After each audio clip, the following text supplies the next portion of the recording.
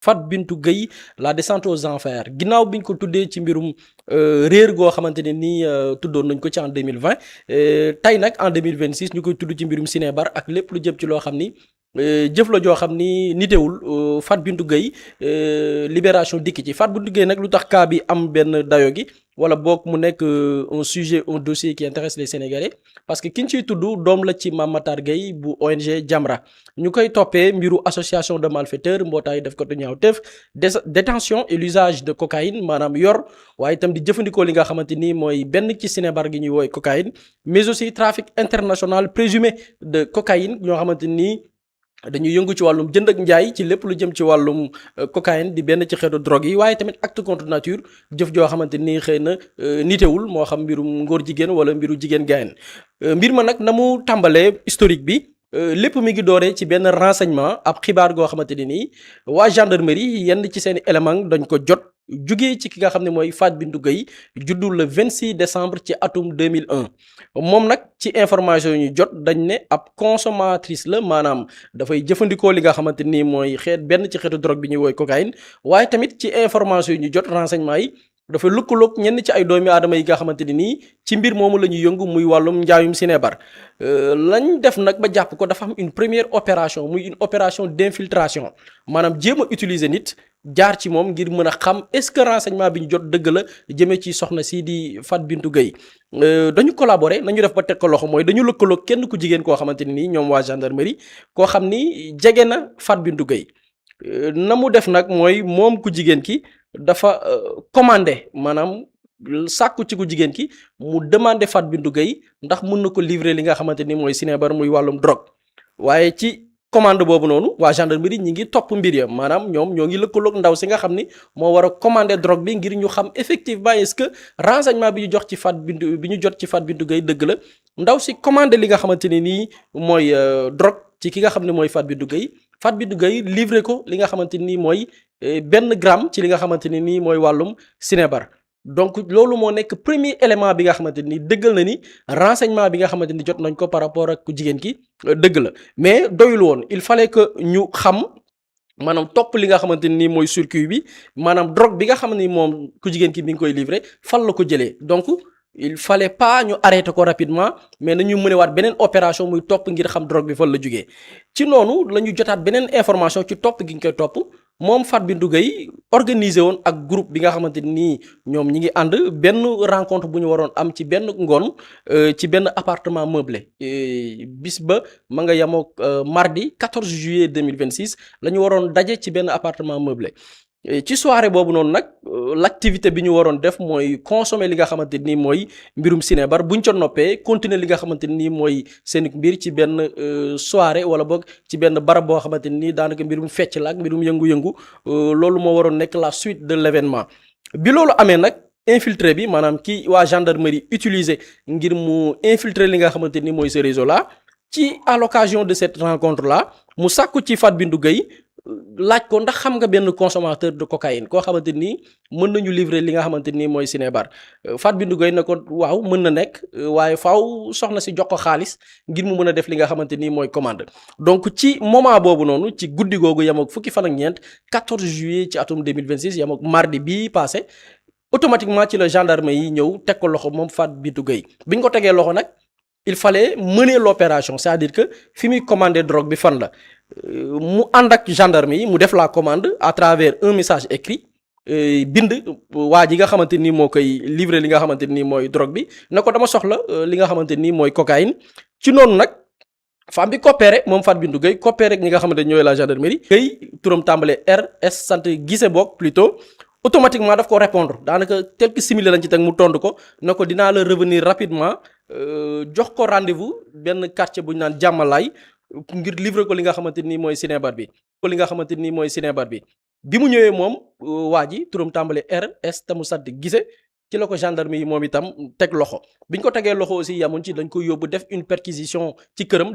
def li nga xamante ni mooy fouille fekk nañ fa benn plateau boo xamante ni nii fekk nañ ci quelques traces su Sinébar yoo xamante ni nii daanaka ci dayo jege na benn gramme ci li nga xamante ni mooy cocaïne mu ne nag daf ko doon jëfandikoo ngir li jëm ci wàllu consommation muy genn ci Sinébar gi ñuy noyyi ngir mën a am li nga xam ni mooy satisfaction moom aussi mu amaat beneen collaboration bi nga xamante ni moom nangu na ko def muy waa ji jàppate mu sax di gisee nangu na collaborer avec les gendarmes pour joxe yeneen information par rapport ak moom fan lay jëlee li nga xamante ni moo drogue bi wax na ni dafay fournir mais aussi c'est un consommateur ci lañ defee beneen troisième opération bi nga xamante ni dafa ñeel wàllu infiltration ñi ngi ci mercredi 15 juillet ci atum 2026 àllarba bii ñu génn ci semaine bi passé moom ki nga xamante ni mooy waa ji sant gise gendarme yi sàkku ci moom mu def commande ci ki nga xamante ni mooy fournisseur am ci la contacter kenn ci fournisseur am yi ñu gis ni ki mu contacter benn ressortissant nigérian la mi ngi bàyyi ko réewu Nigéria te mu tudd KM Ogbu ci kooku la commandé li nga xamante ni mooy Sinébar bi kooku jox ko rendez-vous nigérian bi ci benn parking bu nekk quartier bu ñu naan cité Cap-Verdienne bi ñu yegsee moom nigérian bi tudd KM Ogbu automatiquement moom itam ci lañ ko teg loxo bi ñu ko tegee loxo aussi def nañ li nga xamante ni mooy exploitation technique de son téléphone moom nigérian bi gis nañ téléphone am dafay fournir ay clients yu bari bañ jàpp ci sax ci clients yooyu noonu kenn koo xam ni moom it joxe na turu beneen livreur boo xamante nii mi ngi bàyyi ko effectivement ou bien de même que ki nga xamante ni nii mooy Ogbu moom it keneen ki ñu jàpp mi ngi bàyyi ko réew Nigéria turam tàmbalee M mu sant Noafor moom it tamit ñu def li nga xamante ni mooy une quatrième opération d'infiltration c'est-à-dire que kooku joxe l'identification de ce Nigérian mu def moom itam beneen commande ci Nigérian boobu ñu war a tegaat loxo kooku jox ko rendez-vous ci benn quartier bu ñu naan jëppal bi mu yegsee moom itam Noafor automatiquement ci lañ ko teg loxo nangu marchandise bi nga xamante ni mooy drogue bi mu waroon. enquête bi nag dafa dem ba jël beneen tournure parce qu'au début wax naa leen ni ñu ngi leen di toppee mbiru Sinébar mbootaayu def ko tu ñaaw téef jëfandikoo waaye itam di jaay li nga xamante ni mooy Sinébar mais dañ ci dégg aussi mbiru acte contre nature bi nag la ko jibal mooy soxna si nga xam ne mi ngi woo ci turu Fatou Bintou Gueye biñ ko jàppee dañu utiliser son téléphone portable def li nga xam ne mooy l'exploitation ñu gis ni dañu fekk ci téléphone am des vidéos à caractère pornographique ay vidéo yoo xam ni daal daanaka tegginewul ay jokkoo échange yoo xamante nii daanaka dafay wundu koo xamante nii dafay sëkk ak dafay junju ni dafay sëkk ak ay moromu jigéenam et li koy firndeel mooy dafa am benn message bu mu envoyé keneen ku jigéen ngir kooku paas ko beneen moromu jigéenam biñ ko laajee nag weddi na ko nee na moom du lesbienne maanaam du kuy sëkk ak koo xam ni moromu jigéenam la li tax nag mu doon sàkku ci benn xameem ngir mu paas ko kenn ku jigéen mooy copain bi mu nekkal te mu sant gise dafa soxla woon sëkk ak moom mais une relation à trois maanaam moom copain am ak moom ak beneen jigéen léegi nag bi copain bi sàkkoo loolu ci la moom ne ngir satisfaire bëgg-bëggu ki nga xamante ni mooy ki mu nekkal moo tax mu doon wut beneen jigéen ngir nekk ak ànd ak moom ñu sëkk ak li nga xamante ni mooy copain am donc loolu la joxe comme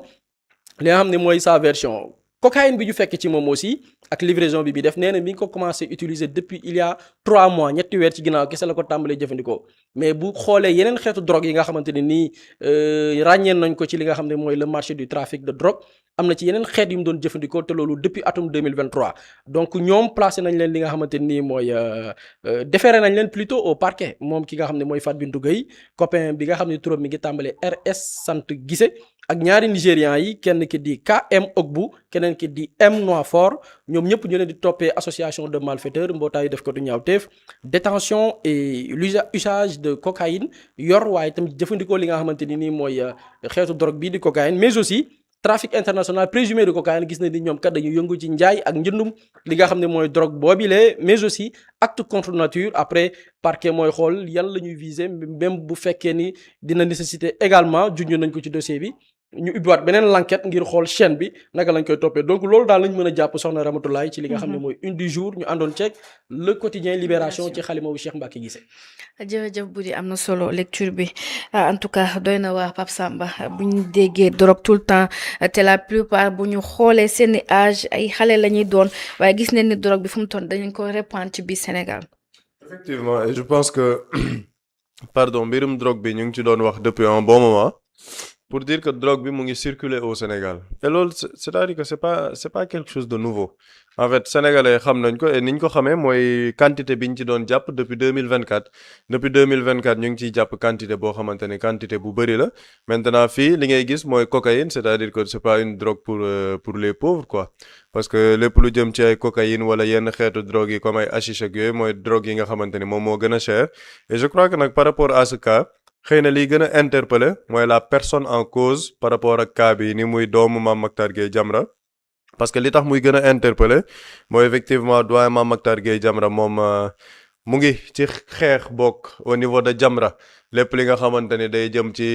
ñi nga xamante ne ay malfaiteurs lañ ñi nga xamante ni dañuy utiliser drogue wala ñeneen ñi nga xamante ni xëy na dañuy nekk ci ay mbirum góor jigéen mbirum lesbianisme te loolu moom dañ ko ci gis mu am ci benn position boo xamante ne benn position assumée et ferme par rapport ak loolu et je pense que li tax sax polémique bi gën a bëri mooy moom position bi mu amoon dernièrement ak li nga xamante ni moom mooy maanaam benn cas bu fi amoon fii au Sénégal récemment muy la position peut-être ci cas wu Ousmane Sonko maanaam li tax mu nekkoon loo xamante ni dafa xawoon a doy waar par rapport à cette situation mooy tey jii Mame Mactar Gueye Jamra dafa am benn taxawaay boo xamante ne taxawoon na ko wala waxoon na ko au niveau du cas de Ousmane Sonko ba ñuy tudd mbirum Ndiaga Seck parce que ba ñuy tudd mbirum Ndiaga Seck bi li ci Mame Mactar Gueye Jamra waxoon mooy munoo ànd ak nit wala nekk xaritu nit pendant 30 ans te munoo xam kooku ci li mu nekk xam nga loolu boo waxee lu mel noonu implicitement yaa ngi wax ni Ousmane Sonko xamoon na ni Ndiaga Seck góor jigéen la wala boog Ousmane Sonko da doon défendre ki nga xamante ne moom mooy Ndiaga Seck parce que quand tu dis que 30 ans munoo ko ànd ak nit te xamoo ci li mu nekk ñuy tourner ñu ne kooku tey jii jàpp nañ ko ci mbirum góor jigéen tu es en train de dire en fait ni diw boobu xamoon na ne kii góor jigéen la. léegi nag fii lan moo tax cas bi particulier mooy moom ça concerne waxuma la ak xaritam mais propre doomam te propre doomam moom lan la ci wax dafa ne musul soupçonné doomam ci xeetu mbir yooyu xam nga liñ naan yenn saa yi yàlla moo ay ci fóotu mbuur gis nga le bon soupçon dafa baax ci nit c'est-à-dire que bul dégg benn affaire am automatiquement yow nga am ci sa benn conclusion boo xamante ne nga ne force lii la li tax man dama ci gisoon benn malhonnêteté intellectuelle wala benn mauvaise foi mooy la position de Ousmane Sonko il était premier ministre am na lu mu jotoon a wax peut-être ci Mame Mactar Gueye Jamra à l'Assemblée nationale mooy ba ñu ne dañ ko yóbbul ay forces de défense et de sécurité pour que ñu aar ko mu ne nañ jëlaat lépp parce que nit mënul nekk ci dëkk bi naan yore naa liste te buñ la laajee liste bi doo ko génnee te ci ginnaaw loolu Mame Mactar gisoon nañ ne il a commencé à être beaucoup plus virulent ci kaw Ousmane Sonko am yenn wax yoo xamante ne mu ngi ko ci doon wax et man li ma ci gënoon déranger nag mooy boobu maanaam le cas de Ndiaga Seck parce que xam nañ ne kaawu Ndiaga Seck bi les gens ont utilisé cette situation pour politiser ko def ko benn arme boo xamante ne c'était une arme pour pouvoir peut-être détruire une personne pour dire que gis naa ne fan yi sax am na beneen journaliste bu ci waxaat mais apparemment y a des gens yoo xamante ne kenn du leen convoqué ci réew mi c'est-à-dire que benn buri mën na toog wax wala benn Pape Samba 3 heures de temps dañ lay monitorer di xool fenn foo jàddee rek boo mayee benn lu toll ni tarafatal ay ni ñu woo la mais am na ñeneen ñoo xamante ni mën nañ nekk ci biir réew mi ils peuvent dire ce qu'ils veulent dara du leen ci fekk kenn du leen convoquer kenn du leen wax dara parce que apparemment ñoom ils ont un totem d'immunité c'est ce qui se passe dans ce pays et par rapport à ce cas mooy li ma doon wax ci Ndiaga Seck on l'a politisé bëgg a détruire benn nit par rapport ak image am boo gisee gars yi doon wax naan non mbir mi na leer maa ngi fàttaliku ba ñuy def arrestation Ndiaga Seck gars yi naan na lépp leer nañu jàpp ñëpp ñi ci nekk les téléphones ont parlé nangam sangam nga gis Mame Mactar Gueye tamit malheureusement moom it mu dugg ci mouvance boobu am na mu doon waxee te loolu moom moo ko indi ci wax naan munoo ànd ak nit 30 ans te xamoo ci li mu nekk. waa léegi bu dee sa doom bi nga jur nag boo xamante ne dem na ba nekk majeur di am ci yu mu nekk yow nga ne musoo ko yaakaar ci moom bu dee sa doom bi nga jur amoo yaakaar boobu ci moom sax xamtuma la koo xamante ne xëy na xaritoo la sekk ak moom loolu tax li ma naan bon soupçon dafa baax ci nit. gis naa sortie bu mu def en fait je pense qu'il a plus réagi en tant qu'activiste en fait quand il dit affaire bi droit na def lu ko war justice bi na dem effectivement il ne peut pas dire autre chose mais tey jii da lay leer na du ko neex am na ci loo xamante ne dina ko métti torop mais léegi nag xam nga affaire bi dal na la am nga ci lu la métti torop mais da lay métti ci kaawam bañ ci tudd njabootam buñ ci tudd yaayam buñ ci tudd papam buñ ci tudd sëram parce que ñooñu seen yoon newu ci keneen ak keneen ku ñu jàpp papaam ak yaayam ak njabootam yoonam nekku ci c'est la personne en question principe boobu c'est-à-dire que loolu moom mooy le principe de base képp ku ñu jàpp rek maam sa mbiru bopp la et même encore pour le doyen Mame Mactar Gueye man damaa jàpp ne agissement wu doomam la c'est-à-dire c'est pas une faute qui lui est imputable parce que xëy na moom am na yar goo xamante ne def na ko ci doomam mais malheureusement doomam mu ngi ci leneen ba ci li ñu sukkandikoom boog ci li génnagum ci information mais li ciy leeral mooy par rapport ak posture yenn nit ñi di jël surtout di ko jël pour un angle politique maanaam def ko benn arme pour xeex benn nit daa am yu ci nit war a sóoraale bu baax a baax parce que tey jii c'est pas plaisant pour lui pendant 24 heures on va parler de duñu wax turu nit ki dañ naan doomu diw la ñuy jàpp loolu la nit ñi di jàpp te loolu moom tey jii fi mu nekk du ko neex mais ba muy toog naan diw moo ngi ànd ak diw pendant 30 ans munoo ne mën nga ànd ak diw pendant 30 ans te xamoo ci li mu nekk est-ce que mu ngi doon sóoraale diw boobu biir këram est-ce que mu ngi doon sóoraale ay njabootam est-ce que mu ngi doon sóoraale ñi ko sopp mu nekk des milliers de sénégalais yuy doxantu di dégg loolu mu leen di métti donc moo tax nit booy génn di wax yenn yi da nga koy natt ci sa bopp et ñun tout le temps on le dit mais c'est pas parce que yaa ngi ànd ak nit dekk xam nga nit kooku à 100% mais am na ci ñoo xamante ne tey jii y a des personnes arrêtées mais da ngay dem ci seeni proche ñu ne la mais lii musuñ ko woon xalaat c'est-à-dire que musuñ ko woon sax naanee ndox mais loolu day am mais absolument balaa ngeen gisante déwén bokkut ak doom bi nga xamante ne yéen a bokk yéen a bokk kër yaa ko yar yaa ko jur yéen maam yéen a màggandoo yéen a defandoo lépp H24 c'est-à-dire que loolu moo tax ma ni bon soupçon gis nga nit ki booy wax ci yenn cas yi il faut que nga ñëw nga téye ci lu factuel par exemple boo ñëwee nga ne lii de moom lu factuel la parce que gis naa nit ki non seulement xaritam la pendant 30 ans mais amoon na ay wax yoo xamante ne jëloon na ko position yoo xamante ne jëloon na ko ça laisse à penser que ni kii xamoon na ci la mu nekk maanaam il faut rester factuel dans le traitement mais gars yi dañuy ñëw jël yenn position yoo xamante ne et malheureusement tout le temps liñ koy def et c'est au Sénégal que ça se passe c'est-à-dire que dañuy jël yooyu di ko xeexee man c'est pourquoi je dis tout le temps li ñuy teg ci Ousmane Sonko c'est-à-dire que moom il faut le combattre sur le terrain bi mu nekk mooy le terrain politique par exemple ce qui se passe récemment mooy li ma doon junj sànq mais journaliste day bon je sais même pas si c'est journaliste d'ailleurs day dem toog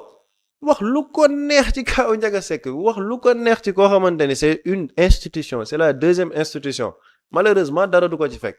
keneen day dem toog plateau wax lu ko neex saaga sax diw boobu mais apparemment notre justice quand ça concerne cette personne-là en question ñoom dañuy tëdd di nelaw mais beneen plateau mën na ñëw wax lu mel noonu automatiquement ñu ne la convoqué nañ la c'est comme malheureusement le cas de Mor Mbaye Cissé mais loolu dara gënu ko scandaleux c'est-à-dire une personne qui donne une information qui revient sur l'information on condamne la personne alors que 6 mois sursis ak amende alors que le président de l'Union des magistrats a dit exactement la même chose que ce que le journaliste a dit foofu li ma ciy bëgg junju mooy maanaam différence de traitement bi ñuy def ci nit ñi surtout par rapport ak politique bi am na ñoo xamante ne tey mën nañ toog addu ci benn nit kooku moom malheureusement je dis malheureusement moom luñ ko wax garaawul quoi ci réew mi parce que nee nañ kooku moom garaawul luñ ko teg y a pas de souci mais les mêmes personnes yi ko koy teg ñoom ñooy génnaat tey naan noo waroo leen wax lii ci doomu doyen Mame Mactar parce que lii doomam la nangam sangam moom am na lu ko métti il ne faut pas en rajouter patati patata bienséance boobu il fallait l'avoir bien avant maanaam ba ñuy wax ci keneen naan les téléphones ont parlé ak yeneen il fallait avoir cette bienséance ne donc diw am na njaboot am na ay doom am na lii nañ xool ni ñuy waxee ba am preuve bu factuelle mais malheureusement comme au Sénégal tout est politisé lépp lu ñuy dugg dañ ciy duggee politique donc dañuy génn sax dans le cadre humain dans le cadre factuel pour nekk dans des jugements de valeur et je crois que le doyen xëy na moom ak li xew nii peut-être dina gën a am recul surtout loolu c'est très très important parce que moom dafa nekk ci position bu sensible parce que boo nekkee pendant des années naan yore naa liste bi après tabaski dinaa ko génnee après lii dinaa ko def après lii gars yi naan ana liste bi léegi malheureusement gis naa gars yi koy tourner en dérision sax naan xëy na doom ji nekkoon ci liste bi moo tax bëggatu ko woon génnee yii lay indi Sénégal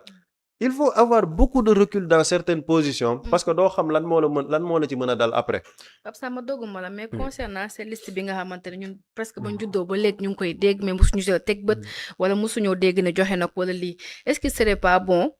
bu fekkee joxe na liste bi gendarmerie wala soit police soit ñoom ñu def communiqué ne ils ont la liste même bu dee c'est pas divulgué loolu man je suis contre que ñuy divulguer li nga xamante ne moo liste boobu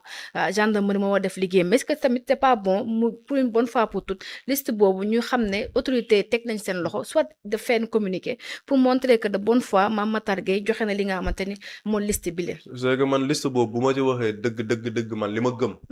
mooy liste boobu c'est un élément pour exister sur la scène publique man loolu laa gëm.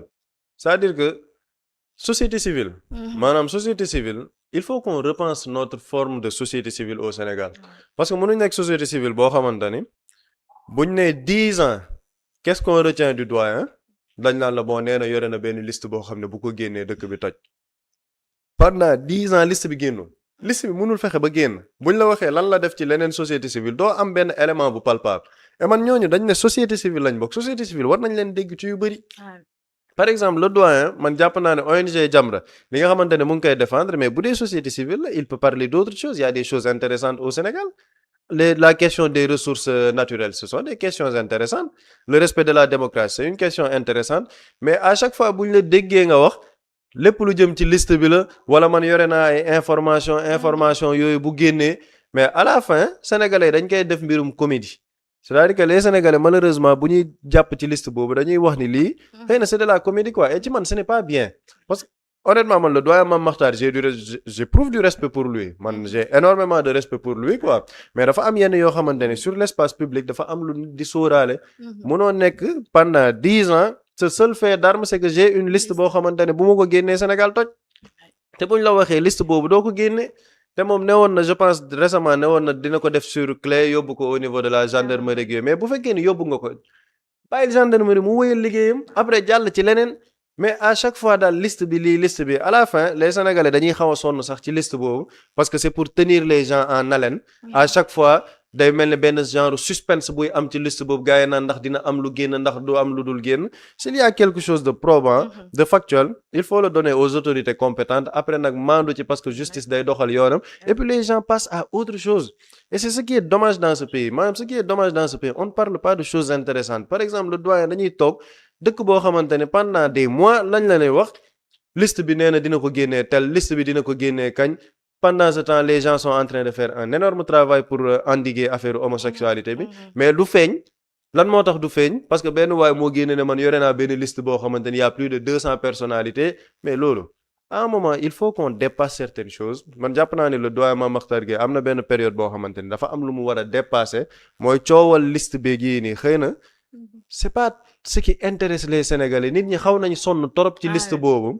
s'il y a véritablement une liste na ko jox autorités yi lijjanti ko et puis moom je pense qu'il y a d'autres choses yoo xamante ne comme il a assez d'énergie pour parler de cette liste cette énergie mën na ko def feneen foo xamante ni xëy na dina amal njëriñ dëgg sénégalais et li may wax ni c'est encore une fois ci respect bi nga xamante ni je l'éprouve pour lui quoi man jàpp naa ne am na ci yeneen fànn yoo xamante ne war na ko taxawee lu dul tenir en haleine sénégalais continuellement ci benn liste boo xamante ne ba fii ñuy wax ni c'est une liste illusoire. doy na waar jërëjëf Pape Samba bu dee ñu des ba tey ci mbirum jàpp doom Mame Makhtar Gueye gi gis nañ ne ki nga xamante ni li nga xamante ni moo di drogue bu njëkkoon mit la fii ci biir Sénégal mais depuis pas mal de temps arrestation dafa bëri te duñu wax drogue bu sem mais drogue dure la ñuy wax bi nga xamante ni pour gisoon ko sax wala pour ñenn ñi laa ko c'était tout un problème qu'est-ce qui a failli wala ñan ñoo faillir ba tax drogue boobu yomb léegi sénégalais rawatina jeunesse bi nga xamante dañ koy consommer sans problème. bon man pour man dama naan surtout partie bi nga laal muy la jeunesse ñun Sénégal boo xoolee amuñu dara ci li nga xamante ni nii mooy une politique tey bi nga xamante ni dañ koy jagleel ndaw ñi tey da ngay jël Sénégal ñu ne la pour telle période natt na jeunesse bii la ñu bëgg jeunesse yi seen activité la ñuy activé wu bu ñu génnee seen i kër c'est l'école c'est des activités sportives c'est des activités culturelles. tey ces aspects là ces supports naka lañ ko mën a utiliser tey pour jàngal xale bi sensibiliser Sénégal ku fi yaru Sénégal ku fi màgg yaru bono tuxoo mandio jëfandikoo sinébar suñu borom la dimbali yàlla xam na ni ba ci waajur yi ñu ci bari def nañ seen kéem kàttan mais dañ naan yar pàcc yu bari la kër day am rôle bi muy jouer mbedd am lu muy jouer mbedd yaratul léegi parce que léegi waxuma la mbedd mi mais sa kër gi sax peut-être benn xale bu ko keneen dóoree ku dul papaam ak yaayam sax mun na créer coow ci kër gi te pourtant bu njëkk yar ñëpp la woon mais suñu nekkin moo soppeeku léegi kër gi mun na def sa part mbedd mi daan na jël wàllam tey ñun bi ñuy nekk booy kenn ci dëkkandoo mun na la jàpp gis la ci benn affaire mu dóor la ba ngay bëgg a dee mais tey kenn ñemeetu ko c'est-à-dire que mbedd mi léegi amatul les enfants sont laissés à eux-mêmes les jeunes sont laissés à eux-mêmes école moom kenn waxatu ko école c'est l'instruction mais école amul éducation c'est-à-dire que des activités yoo xamante ni tey dañuy inciter nit ñi ci sinébar baaxul drogue nangam effet yii lay def yooyu yëpp c'est sensibilisation amatul malheureusement nag tentative bi dafay ñëw parce que nit bu génnee dina am des fréquentations ñu ci bari ñoo gisee ñu ci bari fréquentation moo leen ci dugal nekk ci fréquentation yi tester benn affaire xamuñu drogue benn mos bi moom boo ci xasee ba mos benn yoon ba mu am des effets yi muy def c'est fini tu deviens addict mënatoo ko bàyyi et puis da ngay yàq sa vie et je pense que pour man loolu man angle boobu laa ko jëlee dafa nekk benn phénomène boo xamante ni c'est tout un ensemble il y a l'éducation au niveau des maisons yi nga xam ne bokkatul léegi bokk xam nga Sénégal keroog rek dama am ko ma ci doon waxal dañu dem ba benn période boo xamante nii mais gis nga situation suñu réew sur le plan sociologique du ñu taxaw sax def ci jàngat du ñu taxaw sax def ci seetlu malheureusement dans ce pays il y a des mutations qui se créent et ñun du ñu taxaw sax seetlu et dama doon jël exemple par exemple ci benn poste boo xam ni doyen Adama Sow moo ko publié di wane le nombre de résultats par rapport au BFM le nombre de réussites mu jël benn résultat benn école le nombre de filles par rapport aux garçons. Certes, on a réussi l'intégration des filles à l'école, le maintien des filles à l'école. Mais les garçons, ñoom ban politique la ñuy defal les garçons. Là, c'est des problématiques yoo xam ne mais duñ ci wax dañuy bàyyi ba suba nag ba suba bàyyi jeunes yi nekk ci carte xaalis bàyyi jeunes yi nekk ci drogue ñu bàyyi ba 25 ans après ñu ne dañ koy régler. dañ fi invité suñu yaay soxna Ndeye Diop mu koy wax on a trop mis l'accent sur l'éducation le maintien des filles à l'école mais les garçons qu'en est-il des garçons. góor ñi est-ce que da leen di bàyyi nii comme ça amul politique pour góor ñi te lii lépp xam nga lan moo ko créé Occident moo ko créé Occident c'est l'Occident ñoo créé ces mutations sociétales impacter nos sociétés les garçons tey góor ñi nga gis jàngatuñ amatuñ des résultats yu baax qu'est-ce qu'ils vont devenir lii bombe à retardement la ban politique nga dégg ministère de l'éducation ministère de la famille tey ban politique nga dégg tey ñu ne pour góor ñi xale yi nekk ci tox mi xale yi nekk ci yamba bi xale yi nekk ci drogue bi xale yi topp pari en ligne yi pari sportif yi qu'est-ce qu'ils vont devenir ëllëg xoolal instant may wax yow kenn du ci wax parfois les résultats scolaires ça ne nous interpelle pas ñun on est un pays ñu koy waxee xaw ma na la man terme laa mën a utiliser dañu seetaan dañuy bàyyi nag 25 ans après ñuy soog a nag xool c'est la même chose avec la drogue les gens ne mesurent pas l'ampleur ni ñu jàpp mooy ñi feeñ la mais ni mu ne xuus suñu dëkk les gens ne mesurent pas l'ampleur te dafa accessible te bi ci gën a grave mooy chaîne la gis nga consommation de la drogue chaîne la da ngay nekk palier bi gis nga boo paree palier bi da ngay jéem a yóotuwaat beneen palier bu gën a yéeg gis nga palier boobu du la doyati da ngay wutaat beneen palier da ngay yéegaat franchiraat beneen palier noonu ngay demee ba tey on parle de drogue dure le danger avec la drogue dure c'est quoi benn drogue dure dafa cher. du tout le monde moo ko mën a consommer léegi imaginez ki nga xam ne amul les moyens pour s'offrir une drogue dure qu'est-ce qu'il va faire day def musiba day sàcc day agression lu ne mën na ci xew rey mën na ci xew lu ne mën na ci xew lii mooy danger avec la drogue dure te drogue dure bi bu la xasee ba nekk ci yow mënatoo ko ba tu cherches des solutions pour faju boobu nag les conséquences fa lay ñëwee yaay du ci mucc papa du ci mucc ki nga bokkal kër du ci mucc mbedd mi du ci mucc tu deviens un danger pour la société malheureusement on n'en parle pas côté prise en charge médicale Sénégal tey imaginez la quasi-totalité di consommer drogue mënuñu leen faj état mënu leen faj on n'a pas les moyens comme dans les autres pays ak dëkk yi ñu ëpp moyen di jël en charge les toxicomanes là les addicts dëkk yooyu ils ont des problèmes ay drogués dañuy daanu ci mbedd yi di dee te pourtant ils ont beaucoup plus de moyens parce que ñu xam ne on est un pays pauvre mënuñu leen jël en charge kër yëpp ay nekk en danger kër nga dem ba kër goo dugg mu am un consommateur de drogue ñëpp nekk en danger da ngay xëy bàyyi ay xale sa kër fekk am na ci benn consommateur bu fa nekk les enfants sont en danger Sénégal man dëkk bi yàlla xam na ni Sénégal bombe à retardement la je vous jure bombe à retardement la parce qu'on a aucune politique malheureusement ak fi mu toll nii surtout ña gën a féete kaw ñoom ñi ngi ci seen bopp ñi ngi ji lijjanti seeni positionnement ñii ngi lijjanti deuxième mandat ñii ñi ngi lijjanti poste bu ñu ma jox ak aussi di teg ci ay postes stratégiques ñoo xamante ne maîtriser wuñu ko du c'est tout. c'est ça bu ñu waxee c'est-à-dire nga que rus. en fait Sénégal bombe à retardement la il faut oser le dire. Ah et je parle sur le plan sociétal. kenn talul kenn cette jeunesse là bombe à retardement la boo xamante nii surtout avec la drogue nee naa ñun suñu genre yi sikk nañ de yàlla xam na ni jaguñ sax baaxuñ. ndax am na lu bari lu des ci suñu yar am na lu bari lu des ci suñu diine mais yàlla xam na ni parfois boo xoolee ñi gën a féete ndaw da ngay santaat yàlla yow.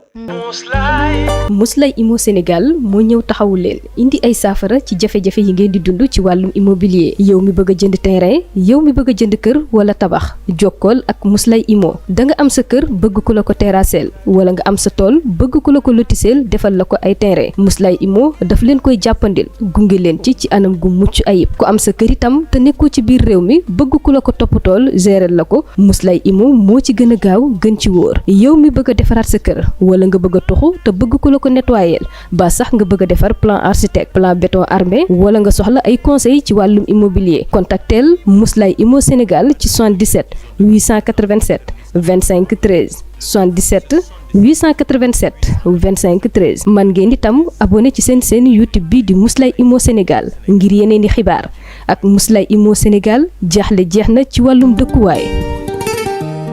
Quand l'immobilier devient une évidence, contactez-nous.